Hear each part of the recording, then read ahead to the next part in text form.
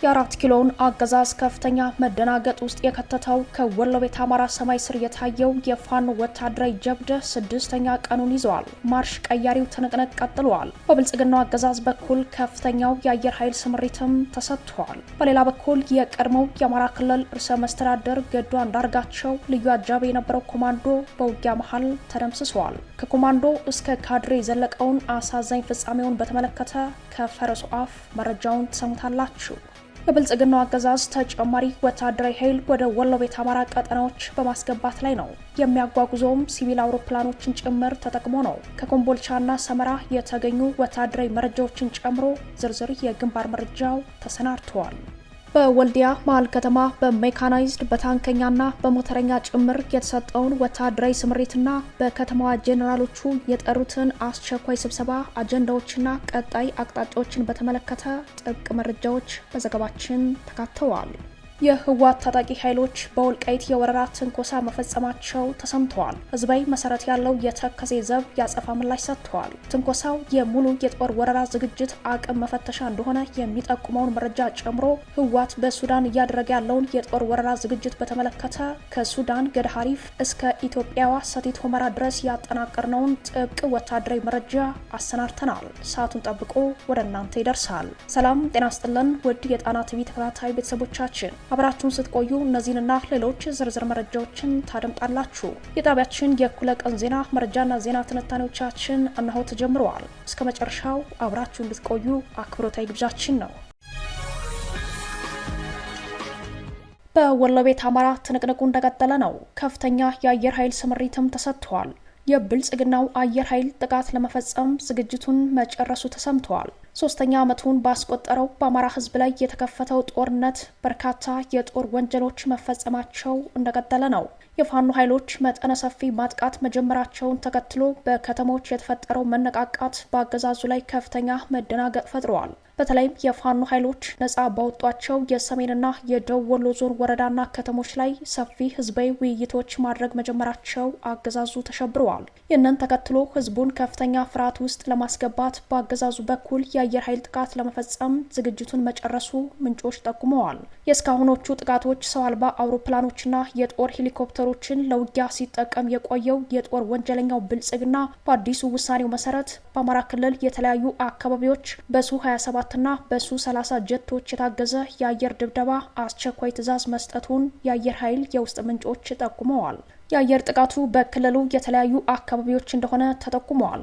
በተለይም ዋና ትኩረቱን በወሎ ቤት አማራ ያደረገ ሲሆን ግዳን ሙጃ፣ የአምባሰል ተራሮች፣ ውጫሌ ዙሪያ፣ ስታይሽ፣ ዳውንት ኩርባ፣ ራስ አንጎት፣ ኩርባ፣ መርሳ፣ ብልብላ፣ መቄት፣ ፍላቂት እንዲሁም ተጨማሪ የምዕራብ ወሎ ቀጠናዎች ሳይንትዋ፣ ጓሜዳ፣ መቅደላ፣ መካነ ሰላምና ቦረና ሳይንት ብሔራዊ ፓርክ አካባቢዎችን በአየር ኃይል ለማጥቃት ዝግጅት መኖሩን ምንጮች ጠቁመዋል። ከነዚህ ቦታዎች ውስጥ በአመዛኙ የወረዳ ከተሞች የሚገኙበት ሲሆን በዘመቻ ባናደው በፋኖ ኃይሎች ነጻ መውጣታቸውን ተከትሎ ሲቪል አስተዳደርና የትግሉ ደጋፊ የሆኑ ሲቪክ አስተዳደሮች መንቀሳቀስ የጀመሩባቸው ቀጠናዎች ናቸው።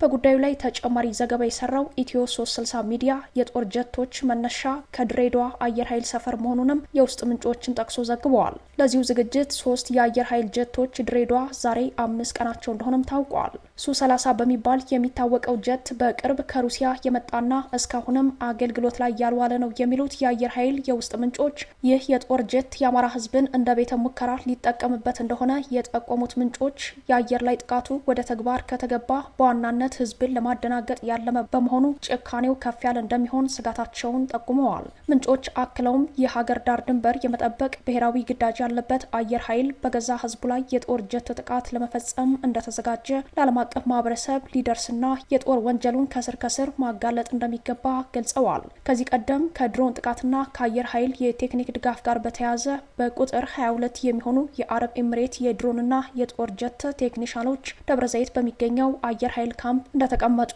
ኢትዮ 360 ሚዲያ ማጋለጡ ይታወሳል። ሰላም ጤና ይስጥልን እንደምን ዋላችሁ። ወደ ሰዓቱ የግንባር መረጃዎቻችን እናመራለን። በሰዓቱ የግንባር መረጃችን እንግዲህ ትናንት ከሰዓት በላይ እንደዚሁም በዛሬው ዕለት እየተከናወኑ ያሉ አውደ ውጊያዎች ላይ ያተኩራል። እንግዲህ ከሰሞኑ በተለይም በወሎ ቤት አማራ ዘመቻ አባናደው ሳጅና ደማሊ ተጠናክሮ እንደቀጠለ ነው። በትናንትናው ዕለትም አስገራሚ ድሎች ተገኝተዋል። በተለይም በደቡብ ወሎ ምዕራባዊ ወረዳዎች እንግዲህ የምዕራብ ወሎ የሚባለው ራሱን ችሎ የዞንነት ፍቃድ የተሰጠው ከ13 በላይ ወረዳዎችን ያካለለ ሲሆን በተለይም አራቱንም ግዛቶች የሚያገናኝ ጎጃምን፣ ሸዋን፣ ጎንደርን የሚያገናኝ የወሎ ክፍል ነው። በዚህ ክፍል ላይ እጅግ የታጠቀ ማህበረሰብ ጀግና ማህበረሰብ የሚገኝበት ነው። በፋኖ ትግልም ለበርካታ ሰዓት የፋኖ ትግል ተጀመረ ጀምሮ በርካታ ወረዳዎችን በመቆጣጠርም የሚታወቅ ህዝባዊ የሆነ እንቅስቃሴ የሚካሄድበት ቦታ ነው። በትናንትናው ዕለትም በተለይም በዚሁ የምዕራብ ወሎ ወረዳ በሆነችው በመቅደላ ወረዳ ከፍተኛ ድል ተመዝግቧል። በመቅደላ ወረዳ የሆነው ምንድነው አጠቃላይ የገጠሩ ማህበረሰብ ካሁን በፊት እንዳደረገው ካሁን በፊትም ወረዳዋን ፋኖ ሲቆጣጠር ሙሉ ማህበረሰቡ በመነሳት ነበር ወረዳዋን መቆጣጠር የቻለው። በትናንትናው ዕለትም እንግዲህ የነበረውን ህዝባዊ መነቃቃት ተከትሎ ማህበረሰቡ ወጥቶ ከአጠቃላይ ከአገዛዙ ሰራዊት ጋር ሲታገሉሎ በመጨረሻም አንድ በወረዳው በፊት የገዱ አንዳርጋቸው ጋርድ የነበረን በአሁኑ ሰዓት ደግሞ የወረዳው ሰላምና ደህንነት ምክትል ኃላፊ የሆነ ሐማድ የተባለን አመራር እስከ መግደል የደረሰ ተጋድሎ አድርገዋል። እንግዲህ አመራሩ ላይም እርምጃ ወስደውበታል። ያው በውጊያ መሃል ነው እንግዲህ ሙሉ አጠቃላይ በርካታ የሆነ የብልጽግና ሰራዊት ከተወገደ በኋላ ነው ይህ አመራርም ያው አንዱ የመወገዱ ሰለባ የሆነው። እንግዲህ ሐማድ በመጀመሪያ አካባቢ ኮማንዶ የነበረና የገዱ አንዳርጋቸው ጋርድ የነበር በአሁኑ ሰዓት ግን በወረዳው ውስጥ በካቢኔነት የሚሰራ አካል ነው። አጠቃላይ ህዝቡን በርካታ ድሎችን ካስመዘገበ በኋላ እንግዲህ በትናንትናው ድል በአሸናፊነት በመወጣት ኮሬብ ከተማን በመቆጣጠር በአሁኑ ሰዓትም ያው ኮሬብ ከተማን ቀድሞ የተቆጣጠረው ደብረ ዘይት ከተማ ላይ ከፍተኛ ትንቅንቅ እያደረገ ይገኛል። በዚሁ በምዕራብ ወሎ ቀጠና በአማራ ሳይንት ዋ ከተባለ ቦታ ላይ እንደዚሁ ማህበረሰቡ ከባድ ትንቅንቅ ሲያደርግ ከአራት በላይ በወረዳው ቁልፍ ቦታዎች ላይ ያሉ የጸጥታ አካላቶች ሲወገዱ በርካታ የመንግስት ሰራዊቶችም ተወግደዋል። በከላላ ቲርቲር አካባቢ ላይ በርካታ ወረዳው አመራሮች ታግተውና እነሱንም ለማስለቀቅ መንግስት ያለና የሌለ ኃይሉን ሲጠቀም እንደዋለ መረጃዎች ደርሰውናል። በቲርቲራና ልጓማ ከተማም እንግዲህ በፋኖ ቁጥጥር ስር በተለይም በአፋድ ወሎ ቤት አማራ ጠቅላይ ግዛት አካል የሆነችው በተማም ብርጌድ ቁጥጥር ስር ገብታለች። በአሁኑ ሰዓት አገዛዙ ወደ ምዕራብ ወሎ በርካታ ሰራዊት እያስገባም ይገኛል። በተለይም ወደ መቅደላ ከ20 በላይ የአገዛዙን ሰራዊት የጫኑ መኪናዎችን ወደ ማሻ ከተማ በማስገባት ላይ ይገኛል። በማህበረሰቡም ላይም የጉሬ ድንብሩን ከባድ መሳሪያዎችን በመተኮስ ላይ ይገኛል። አጠቃላይ በወሎ ቤት አማራ እንግዲህ በተለያዩ ቦታዎች ላይ ውጊያው እንደቀጠሉ ናቸው። በመካነ ሰላም፣ በከላላ፣ በአማራ ሳይንት፣ መቅደላ፣ ተንታ ከባድ ትንቅንቅ እየተካሄደ ይገኛል። በሰሜን ወሎም በተለይም ከሰሞኑ የመጣውን ከፍተኛ ድል ተከትሎ በበርካታ ቦታዎች ላይ ፋኖ በተቆጣጠራቸው ቦታዎች ላይ የተለያዩ ህዝባዊ አደረጃጀቶችን በመስራት ላይ ይገኛሉ። በተለይም በላስታ እንደዚሁም በሰሜን ወሎ በደጋማው ክፍል በመቄት በዳውንት እንደዚሁም በተለያዩ ወረዳዎች ላይ የራሳቸውን ህዝባዊ አደረጃጀት እየሰሩና ህዝቡን በማረጋጋት ላይ ይገኛሉ። ውጊያዎችም በሰሜን ወሎም በአሁኑ ሰዓት እንደቀጠሉ ናቸው። በተለይም በወልዲያ ዙሪያ እንደዚሁም በራያ አካባቢ አሁንም ውጊያዎች አሉ። ትልቋ መርሳ ከተማ አሁንም በፋኖ ቁጥጥር ስር ናት። በውጫሌ በርካታ የመስመር ላይ የሚገኙ በጥቁር መስመር ላይ የሚገኙ ከተሞችም በፋኖ ቁጥጥር ስር ይገኛሉ። እንግዲህ አገዛዙም ያለ የሌለ ኃይሉን ወሎ ቤት አማራ ላይ እየተፍጨረጨረ ይገኛል። የድሮን ጥቃት ትናንት በላስታ አውራጃዎችም ተከስቷል። በበርካታ ቦታዎች ላይ እንግዲህ የድሮን ሳይቀር በርካታ አሉኝ የሚሏቸው መሳሪያዎችን በመጠቀም ላይ ይገኛል። ይህም ሆኖ ግን የአማራ ፋኖ በተለይም በወሎ ቤት አማራ የሚገኙ ሁለቱም አደረጃጀቶች በተለያዩ ቦታዎች ላይ ከፍተኛ ድል እያስመዘገቡ ይገኛሉ። ይህ የትንቅንቅ በሸዋም የቀጠለ ሲሆን በሸዋም የተለያዩ ወረዳዎች በአፋድ ሸዋ ጠቅላይ ግዛት እዝ ስር በመግባት ላይ ናቸው። አድማጭ ተመልካቾቻችን በዛሬው ዕለትም በወሎ በተለያዩ ቦታዎች ላይ በአሁኑ ሰዓት ውጊያዎች ያሉ ሲሆን በምሽቱ የዜና ወጃችን ይዘን የምንቀርብ ይሆናል። ለተጠናከሩት መረጃዎች ተስፋዬ ልሳኑ ነበርኩ ከትግሉ ሜዳ። የብልጽግናው አገዛዝ ተጨማሪ ወታደራዊ ኃይል ወደ ወሎ ቤት አማራ ቀጠናዎች በማስገባት ላይ ነው ተባለ።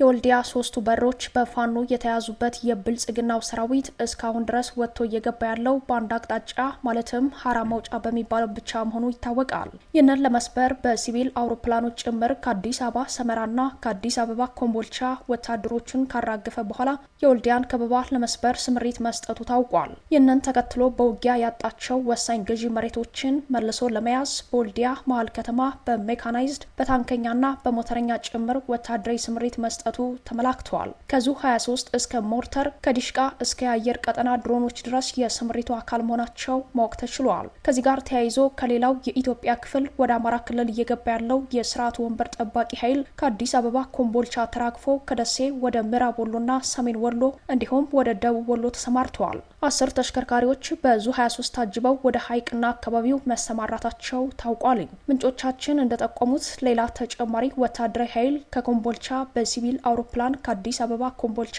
ለሶስተኛ ጊዜ ተራግፏል። 103ኛ የአየር ወለድ ኮማንዶ ስምሪት ከተሰጣቸው ኃይሎች መካከል አንዱ መሆኑንም ጠቁመዋል። ከመካነ ሰላምና ከጋሸና ወደ ላሊበላና ወልዲያ በአፋር በኩል ወደ ሐራና ቆቦ አዲስ የኃይል ስምሪት መሰጠቱም ታውቋል። በጉዳዩ ላይ ትኩረት ያደረገ አስቸኳይ ስብሰባ በወልዲያ መጠራቱም ምንጮቻችን አክለው ጠቁመዋል። አስቸኳይ ስብሰባውን የጠራው መከላከያ ሰራዊት መሆኑ ታውቋል። ወታደራዊ ኪሳራ የደረሰበት የብልጽግናው መከላከያ ሰራዊት በወልዲያ አስቸኳይ ስብሰባ የጠራው በዋናነት የሰሜን ወሎ የብልጽግና አመራሮች መሆኑን ማወቅ ተችሏል። የቆቦ፣ የወልዲያ፣ የዞንና የከተማ አስተዳደር ባለስልጣናት፣ የሀብሩ፣ የየጁ፣ የጉባ ላፍቶ፣ የመርሳና ውርጌሳ የብልጽግና ካድሬ አመራሮች በወልዲያ አስቸኳይ ስብሰባ ተጠርተዋል። በስብሰባው 2 አጀንዳዎች የተነሱ ሲሆን አንደኛው ለፋኖ ድጋፍ የሰጡ አመራሮችን በመገምገም እርምጃ መውሰድ የሚል እንደሆነ ይህም ከእስራት እስከ መረሸን እንደሚደርስ ነው የሚጠበቀው። ሁለተኛው የአስቸኳይ ስብሰባው አጀንዳ የለቀቋቸውን ቦታዎች መልሶ በመያዝ ላይ ያተኩራል።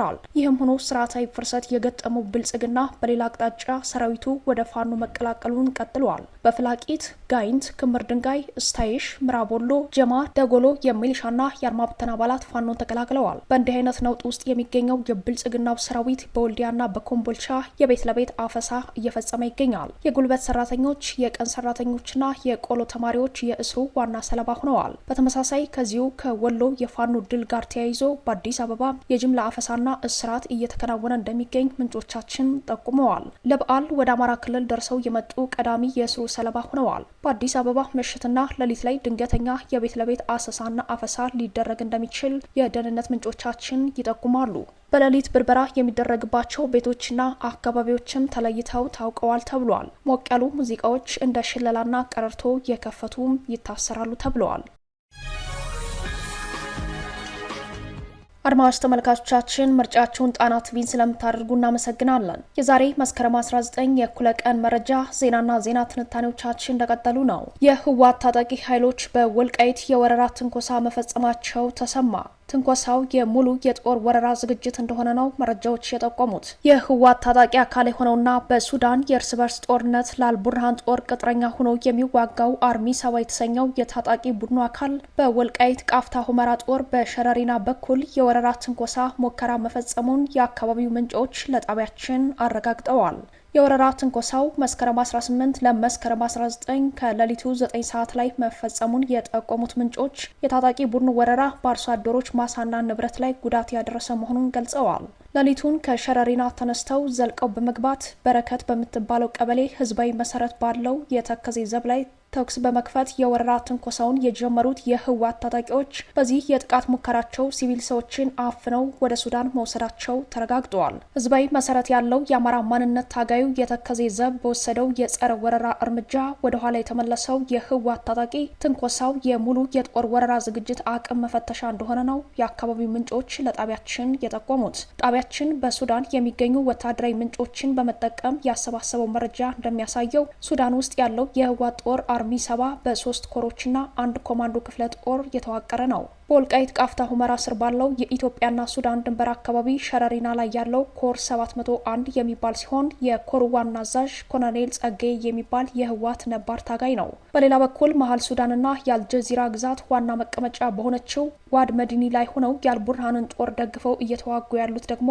በኮሎኔል ዮሐንስና በመብራቱም የሚታዘዙት ኮር 702ና ኮር 703 መሆናቸውን ወታደራዊ ምንጮቻችን አረጋግጠዋል። ወዲ ነጮ ተብለው የሚጠራው አንድ ክፍለ ጦር ኮማንዶ የማዕከላዊ ሱዳን አካል በሆነችው ዋድ መዲኒ እንደሰፈረ የጣና ወታደራዊ ምንጮች ጠቁመዋል። የአርሚ 7 ከፍተኛ አመራሮች ስም ዝርዝር እንደሚከተለው ቀርበዋል። ጄኔራል ሙዘይ መኮንን አዛዥ፣ ግዳይ ኃይሉ ምክትል፣ ምሩጽ መረጃ፣ ተወልደ ሎጂስቲክስ፣ ሌተናል ኮሎኔል ገብረ ህይወት ወይንም ወዲ ዝራብ ሀገውስና አረጋዊ የሚባሉ ወታደራዊ አመራሮች ደግሞ ቅጥረኛ ተዋጊውን ከሱዳን ጦር ጋር በማዋሃድና ተጨማሪ ተልእኮዎችን በመስጠት መሰማራታቸው ታውቋል። በአሁኑ ወቅት አርሚ 7 ሱዳን ውስጥ 3 ማሰልጠኛዎችን ከፍቶ ከትግራይ የተመለመሉ ወጣቶችን በኤርትራ በኩል እያሻገረ በማሰልጠን ላይ እንደሚገኝ መረጃዎች ያሳያሉ። እነዚህ ዝግጅቶችና የዛሬው የህወሓት ታጣቂዎች የወረራ ትንኮሳ ሙከራ ለሙሉ ወረራ የሚደረግ ዝግጅት አካልና የአቅም መፈተሻ እንደሆኑ ወታደራዊ መረጃዎች ያሳያሉ።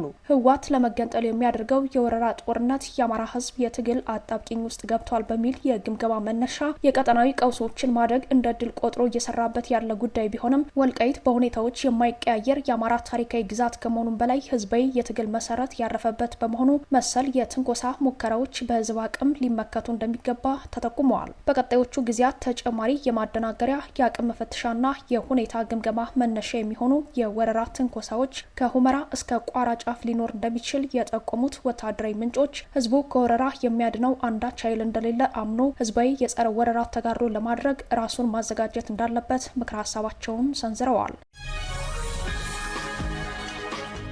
ክቡራትና ክቡራን ቤተሰቦቻችን ለእኩለ ቀን የተሰናዱት መረጃዎቻችን የተከታተሏቸዋቸውን ይመስሉ ነበር። አብራችሁን ስለቆያችሁ ልባዊ ምስጋናችን ይድረሳችሁ እያልን የጣና ቲቪ ወቅታዊ ዜናዎች፣ ትንታኔዎችና ልዩ ልዩ ፕሮግራሞች እንዲደርሷችሁ ቻናላችን ሰብስክራይብ በማድረግ ቤተሰብ ሆኖ በተሳትፎ የትግል ሚዲያው እንዲያጠናክሩ ጥሪያችን እናቀርባለን። ጣና ሳተላይት ቲቪ ከሀቅ ጋር